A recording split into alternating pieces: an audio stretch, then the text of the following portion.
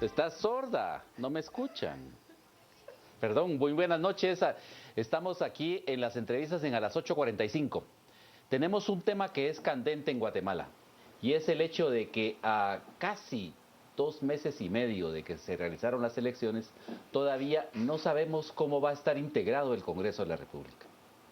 Tenemos en la discusión dos posibilidades que se han barajado para depurar la lista de diputados. La primera de ellas es aplicar el artículo 113 constitucional a todos aquellos diputados que están siendo procesados por delitos de corrupción por parte de la CICIG y el Ministerio Público.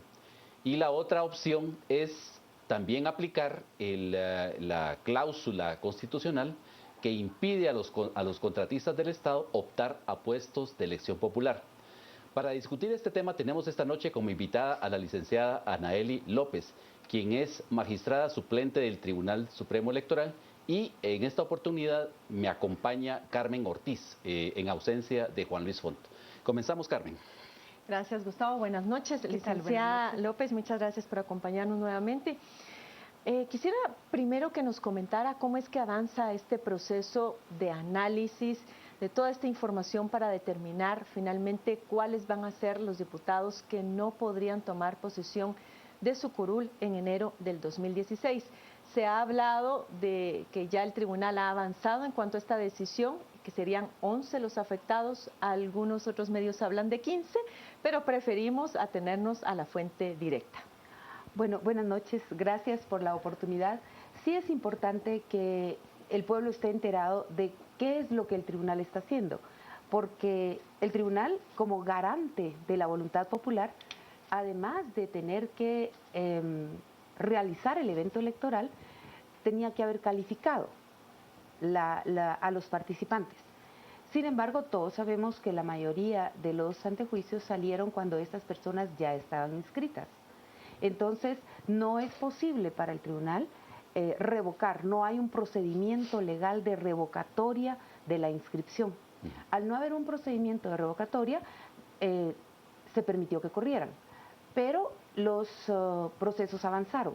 Entonces, tenemos las dos posibilidades, aquellos que supuestamente son contratistas del Estado y los que tienen denuncias o un antejuicio. Hay que tomar en cuenta, y creo que eso es bien importante que la población lo tenga claro, que el antejuicio de estas personas no es un antejuicio que venga de un acto espurio de un particular.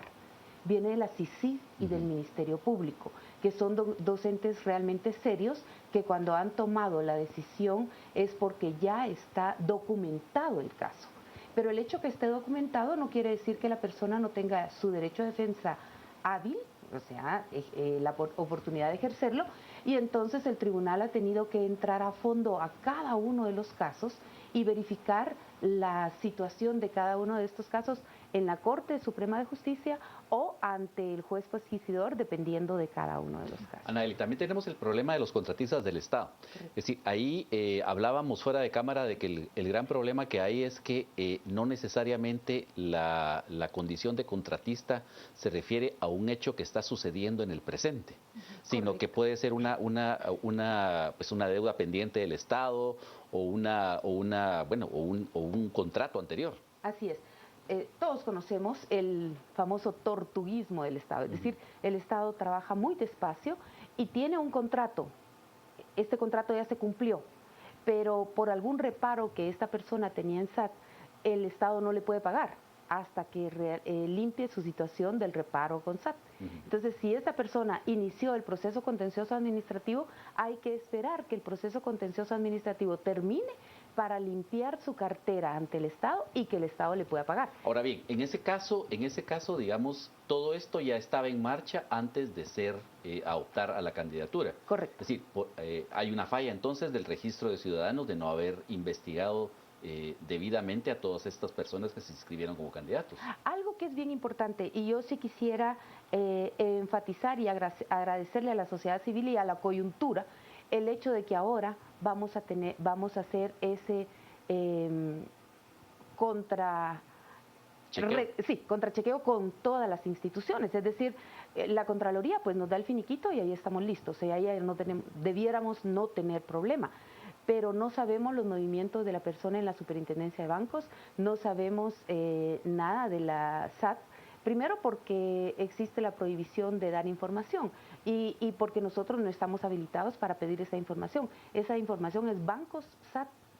Ahora nosotros en las reformas a la ley electoral estamos pidiendo que SAT nos otorgue esa información. Es decir, toda la coyuntura nos llevó a las reformas. La coyuntura nos llevó a ver que el mismo Estado tiene toda la información, pero que nosotros no teníamos la facultad de solicitarla. Porque esa información se puede solicitar, la de SAT, solo con orden judicial. Ahora bien, ese era el otro licenciada, es sumamente complejo esto. Hablábamos con una de las organizaciones de Jóvenes por Guatemala el otro día, en donde ellos mencionaban que se habían basado en la información de Guatecompras, en donde únicamente aparece que la persona ha tenido un contrato, pero no está la información lo suficientemente exacta en cuanto a qué estado está ese contrato o ese pago, con lo cual el análisis que ustedes tienen que hacer es muy minucioso. Y acceder a estas fuentes de información no es algo relativamente fácil. No es fácil. Ahora, han habido algunos de estos diputados electos que se han acercado al Tribunal Supremo Electoral a presentar, por decirlo de alguna manera, sus pruebas de descargo. ¿Qué es lo que ustedes han podido ver allí? Bueno, le confieso, yo no he visto ninguno de los expedientes. Esto se hizo a nivel tribunal titulares y no tuvimos acceso. Pero sabemos que presentaron precisamente informes sobre que a mí no me han pagado y por eso es que yo aparezco como que fui contratista del Estado, pero vea, hace 8 años, cuando yo entré ya no era, y cuando yo entré ahora de candidato para reelección en algunos de los casos, tampoco era. Entonces, en esos casos se han desvanecido. Creo que hubo un poco de precipitación o no conocer el fondo del asunto, sino simplemente, aparece, denunciémoslo. Pero el tribunal tuvo que tomar esa lista, que la verdad es bastante grande, para depurarla y depurar caso por caso, para no violar la Constitución, es decir, no darle posesión a alguien que no puede por ser contratista y tampoco violar la Constitución vedándole el derecho de ser electo cuando ya fue. El tema del antejuicio es igualmente delicado. Correcto. Porque si bien ya en estos casos que usted mencionaba, la Corte Suprema de Justicia ha dado trámite al antejuicio, tenemos que recordar que se nombra un juez pesquisidor, Correcto. que es el que tiene que realizar una investigación y decir si recomienda o no que se le retire la inmunidad a la persona. En cuyo caso, por ejemplo, si el juez pesquisidor llegara a determinar una vez ya se hubieran otorgado las curules y a la persona se le hubiera vedado el derecho a asumir esa curul y, por ejemplo, en el mes de febrero el juez pesquisidor dijera, miren, no, en realidad no hay motivos suficientes para que a esta persona se le retire la inmunidad, eso crearía un problema para el Tribunal Supremo, además de perjudicar un derecho humano de la persona, ¿no? Sí, cuando llega con el juez pesquisidor, esto ya declaró la Corte retirarle la inmunidad, ¿verdad? Entonces, y por eso es que está ahora con el juez que va a conocer el caso concreto y va a entrar al fondo. Ese hecho ha sido bastante controversial porque el derecho de defensa sigue vigente, ¿verdad? Algo que sí quisiera aclarar para la población es que existe la discusión si ya fueron votados por la población, ellos tienen un derecho adquirido porque ya el soberano se manifestó. El soberano se manifestó. Hay que aclararle a la población que el soberano se manifiesta en cuanto al presidente, en cuanto a los alcaldes, porque se manifiesta directamente, pero los diputados no tienen ese privilegio. Se vota por una lista. Se vota por una lista que para el pueblo es anónima, porque no sabe quiénes son. Es decir, aparece la lista, pero yo no puedo escoger que el 6 entre primero. Como yo no puedo tener esa disponibilidad, el hecho de que el tribunal no le dé al 1 o al 7 su curul no quiere decir que viole el derecho del votante, porque sí le va a dar la curul al partido. Lo que no va a hacer es dársela a determinada persona porque no llena los requisitos necesarios. Ahora, en esos casos de antejuicio, es decir, ¿cómo ha sido tratado por el tribunal? Es decir, ¿les han dado audiencia también a ellos? ¿O simple y sencillamente se acepta lo que ha tramitado la CICIP y el MP? se analiza lo que ha tramitado la CICIG y el MP y se pide informe a la Corte. O sea, la Corte es quien tiene no la última palabra, porque es un informe, ¿verdad? ¿Cómo fue? ¿Por qué ustedes declararon que sí?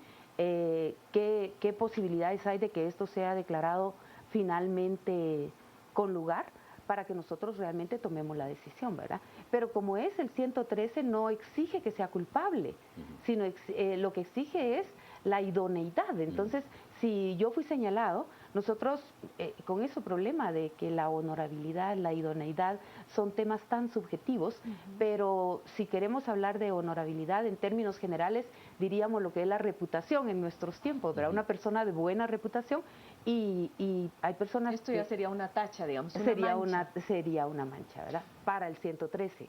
Y el 113 exige esas tres, ¿verdad? Honorabilidad, idoneidad y capacidad. Las dos segundas son las dos primeras son muy subjetivas y no nos permiten como decir, no es idóneo, pero dígame por qué.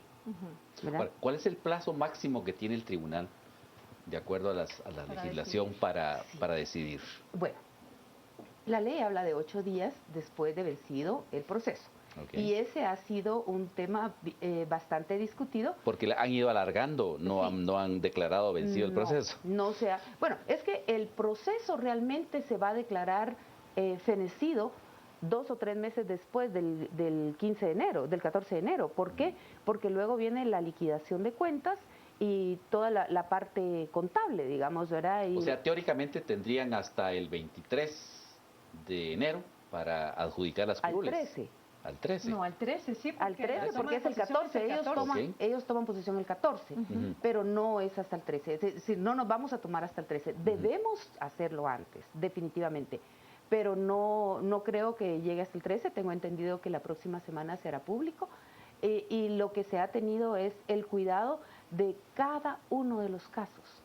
Verlo con lupa, como decimos, con el cuidado necesario para no violar ninguno de estos 3 derechos constitucionales, ¿verdad? El de elegir y ser electo, el derecho de defensa y la presunción de inocencia. Sobre todo porque entiendo que la decisión que ustedes tomen ya va a sentar jurisprudencia en este tipo de casos en el país. Correcto. Ahora, Gustavo hablaba muy atinadamente del rol del registro de ciudadanos, que muchos culpan justamente de esta situación al registro de ciudadanos y lo ven como el filtro. No pasó la criba, pues. El filtro que debió haber evitado que esto llegara hasta este punto. Pero también es responsabilidad de los partidos políticos. Parte de las lecciones aprendidas que ustedes han tenido ahora, que les ha tocado enfrentar estas situaciones, ¿qué recomendaciones podrían dar? Porque también al momento en que los partidos políticos seleccionan a sus candidatos, debería haber una responsabilidad también por parte de ellos de asegurar esa idoneidad, esa integridad y esa capacidad, y no que todo finalmente repercuta en el Tribunal Supremo Electoral. Fíjese que uno de los temas más difíciles era el no poder hacer ese chequeo cruzado, ¿verdad? Ese era un tema que sigue siendo tabú, porque el Código Tributario sí prohíbe que se divulgue la información y solamente se entrega con orden de juez competente o la superintendencia de bancos, sí, entre bancos, ¿verdad? Ellos sí pueden, pero nosotros no podíamos. Entonces, ahí teníamos un impedimento que era un muro, ya de ahí no se seguía. Por otra parte, para investigar a los contratistas, cada candidato hace un acta, una declaración jurada donde dice que no es contratista del Estado. Y según veo, hasta este momento no se ha encontrado uno que en el momento de inscribirse como candidato hubiese cometido perjurio, ¿verdad? Eso es importante, pero sí aparece como contratista del Estado previo a ser candidato. Ahora, también tenemos el mismo caso con alcaldes. Correcto. Es decir, pero y con los alcaldes, ¿qué ha pasado? Es decir, hay ¿cuántos alcaldes están en ese suspenso que están los diputados? Bueno, ahorita realmente el que está con problemas bien serios es Javier, ¿verdad? Sí, el de Ipala. El de Ipala. Él es el que no me Tres recuerdo el nombre. Tres Quiebres, perdón por llamarle así, pero yo no me acuerdo el nombre. Javier son sus apellidos. Él es el que tiene el tema más serio, sí. ¿El qué señalamientos tiene? Lo peor es que son señalamientos de CICIG solo señalamientos, ¿verdad? No han iniciado los procesos, no, a él no le han iniciado proceso. Entonces, con él estamos un poquito más verdes de poder hacerlo de una sola vez en este momento, sino posiblemente se pueda hacer después, ¿verdad? Pero en este momento no se puede porque no hay un proceso iniciado contra él que nos diga que tiene antejuicios, solamente los señalamientos objetivos que ha hecho CICIG. Ahora, otro tema que queda pendiente, Anaeli, es el caso de los partidos que sobrepasaron el techo de campaña y que aún después de haberlo sobrepasado, como fue el caso del Partido Líder, siguieron haciendo campaña a pesar de que el Tribunal Supremo... se les los delitos electorales que están siendo investigados por el Ministerio Público. ¿Qué va a pasar ahí? Pues ahí lo que tendría que pasar es iniciar la parte penal y posteriormente la cancelación, ¿verdad? Ese es el trámite legal. Ahora, sí hay que iniciarlo porque hay que sentar los precedentes necesarios, es decir, ese abuso, ese irrespeto que hubo hacia el tribunal, a pesar de que el tribunal intentó, y yo sí creo que la población también debe entender un tema que era candente en su momento: cancelen al líder. Era tan difícil cancelar al líder y la población misma nos dio la razón.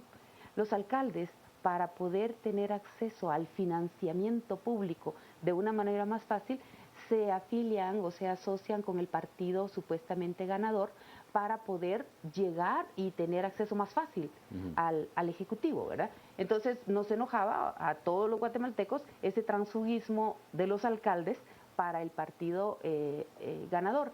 Sin embargo, hay muchos alcaldes que son líderes natos y que se cambiaron y que sí están haciendo obra, pero se cambiaron por tener acceso al financiamiento. Entonces el tribunal no podía cortar con la misma vara, es decir, cancelar el partido por mal comportamiento o utilización de recursos no del todo limpios de un grupo del partido y castigarlos a todos. Ahora, licenciada, a mí me queda la duda.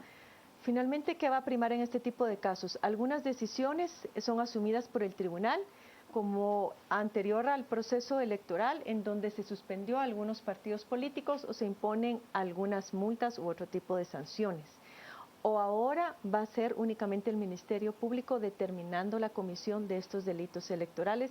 ¿Se va a trabajar de las dos maneras? No, son dos figuras diferentes. El Tribunal Supremo Electoral tiene la obligación de denunciar los delitos electorales y del resultado de la investigación del delito electoral tomar la decisión con el partido, ¿verdad? Determinar si fue el partido o fue la persona local quien violó nada más la ley. Pero el castigo se lo lleva quien fue detenido, porque recordemos que la responsabilidad penal es personalísima, entonces no le va a caer al partido. Al partido el castigo viene de parte del tribunal.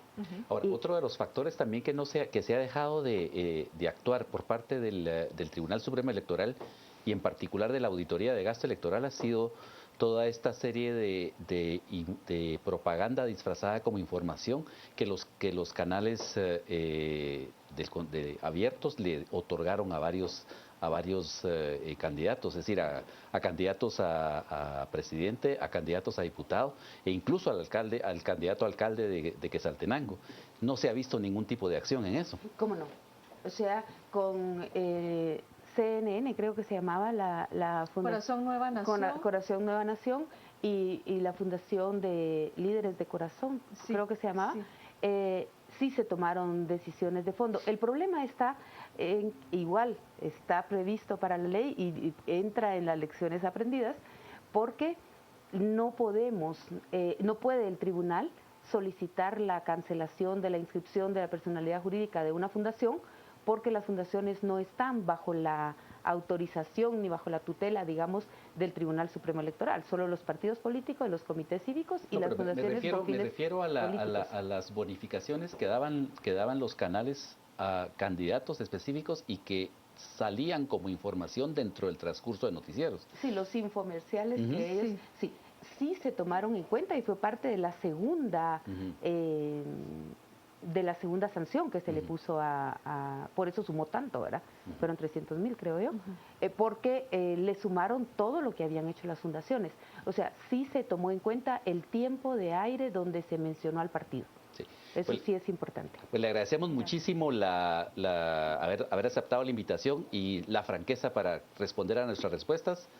Y pasamos, por favor, de una vez al próximo segmento y hacemos una pausa comercial.